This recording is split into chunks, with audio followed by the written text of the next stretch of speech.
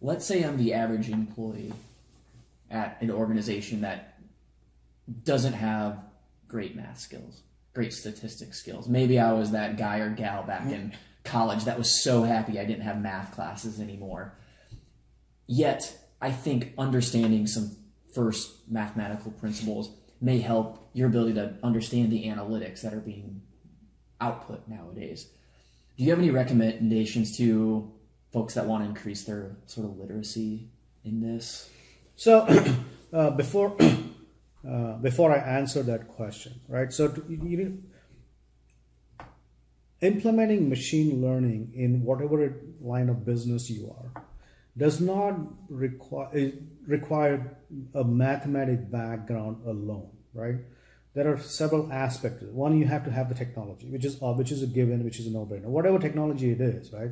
There are some technologies that are better suited than others, but there are many technologies that are available in the marketplace. Right? By technologies, do you mean tools?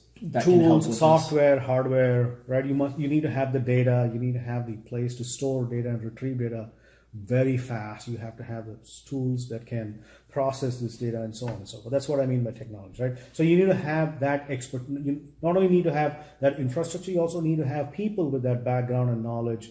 That's one. The second is obviously the statistical knowledge.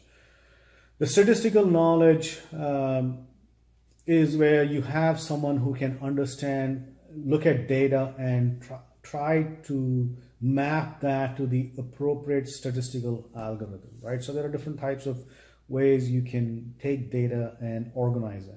I'm using simpler terms, right? So depending on what you want to do, you just want to look for anomalies? Do you want to group them and try to make sense of it? So depending on what you want to do it, there are different classifications of algorithms, right? So that's where you need the math and statistical background. But the most important, in my opinion, is domain knowledge. You have to know your domain. The data scientist cannot be expected to know your domain. So especially by in marketing, domain, you mean, as an example, marketing, the functional area of marketing. Right. So by domain, the functional area of marketing, understanding your customers, right? Understanding what type of information is needed to customize or tailor the content or personalize the content to your need.